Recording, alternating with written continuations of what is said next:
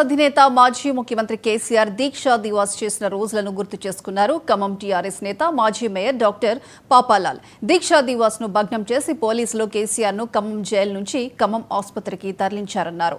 ఆనాడు ఖమ్మం ప్రభుత్వ వైద్యశాల సూపరింటెండెంట్ గా ఉన్న తాను కేసీఆర్ కు దగ్గరుండి వైద్య పరీక్షలు చేశానన్నారు.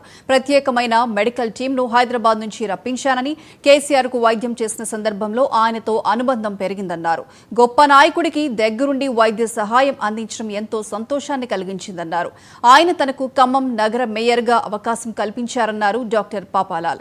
ఇక దీనిపై మరింత సమాచారం మా రీజనల్ కోఆర్డినేటర్ చిర్రా రవి అందిస్తారు.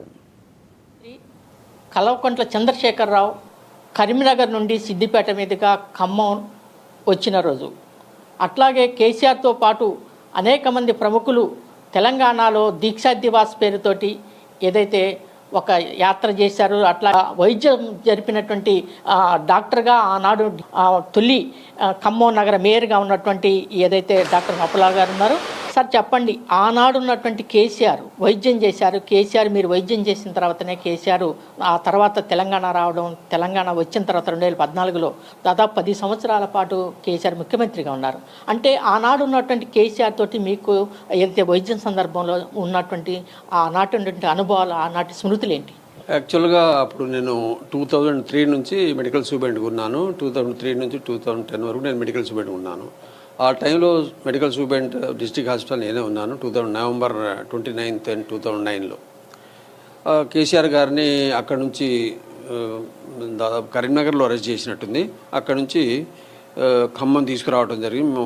మధ్యాహ్నం పూట తీసుకురావడం జరిగింది. మధ్యాహ్నం పూట తర్వాత అక్కడ నుంచి జ్యుడిషియల్ కామన్గా తీసుకొచ్చి అరెస్ట్ చేసిన తర్వాత ముందు జడ్జి దగ్గర తీసుకుపోతారు. తర్వాత మెడికల్ ఎగ్జామినేషన్ చేయించడం జరుగుతుంది. చేయించిన తర్వాత వారిని జైలుకు, మన ఖమ్మంలో ధారావాయిగూడెంలో జైలు తీసుకోవడం అయింది. అక్కడే ఉన్నారు. తర్వాత ఈవినింగ్ ట్రీట్మెంట్ వరకు పోయి బీపీ అవన్నీ షుగర్ అవి చూడాలి కదా, మా ధర్మం కాబట్టి మేము పోయి ఎగ్జామ్ చేయడం జరిగింది, పెట్టడం జరిగింది.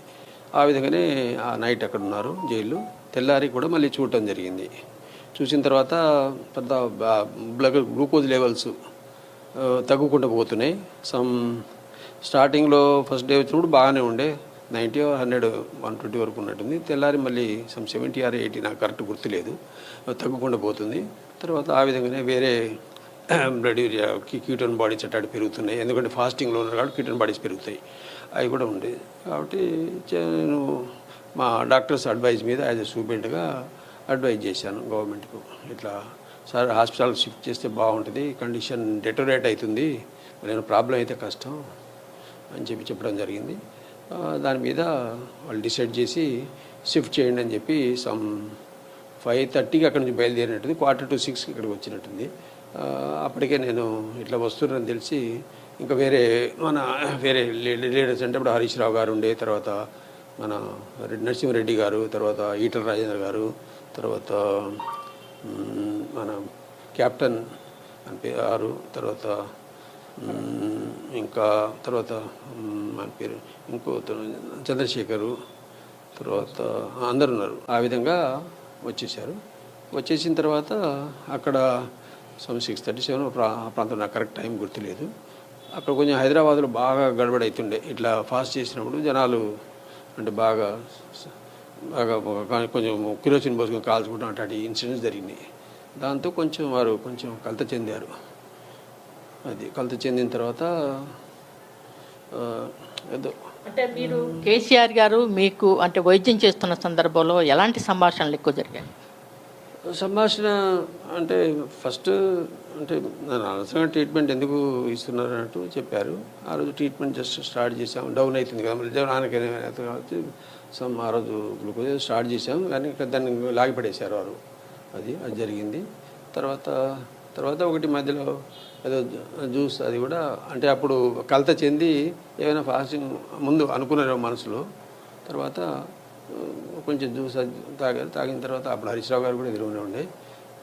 అయిన తర్వాత మళ్ళీ అక్కడ యూనివర్సిటీ బాగా కూడా అయింది. అప్పుడు మళ్ళీ కంటిన్యూయింగ్ ఫాస్టింగ్ అని చెప్పడం జరిగింది. విలేకరులు అరేంజ్ చేయడం జరిగింది. విలేకరుల సమావేశంలో మళ్ళీ నేను కంటిన్యూ చేస్తానని చెప్పి కంటిన్యూ చేశారు. నేను యాక్చువల్గా ఇట్లా అయిపోయిన తర్వాత 5th డే అనుకుంటా, 5th డే నైట్ midnight సార్ను అంటే మళ్ళీ బయట పబ్లిక్ సార్ను హైదరాబాద్ షిఫ్ట్ చేయాలని డిసైడ్ చేశాం. ఈవినింగే డిసైడ్ చేశాం. అప్పుడు రోషే గారు సీఎం అనుకుంటాను. డిసైడ్ చేశాం. డిసైడ్ చేయడం పగలు పోతే మళ్ళీ అంత ప్రాబ్లం అయిద్దని చెప్పి మిడ్ నైట్ ఎవరికి తెలియకుండా సడన్గా షిఫ్ట్ చేయడం అనేది సంబంధం. తుమ్మల నాగేశ్వరరావు గారు అడిగారు, మీరు వస్తే బాగుంటుంది, ఒక ఆఫీసర్ లాగా ఉంటే బాగుంటుంది, కొంచెం ఫస్ట్ మేయర్ కాబట్టి కొంచెం డెవలప్మెంట్ చేయాల్సి వస్తుంది తుమ్మల నాగేశ్వరరావు గారు చెప్పారు.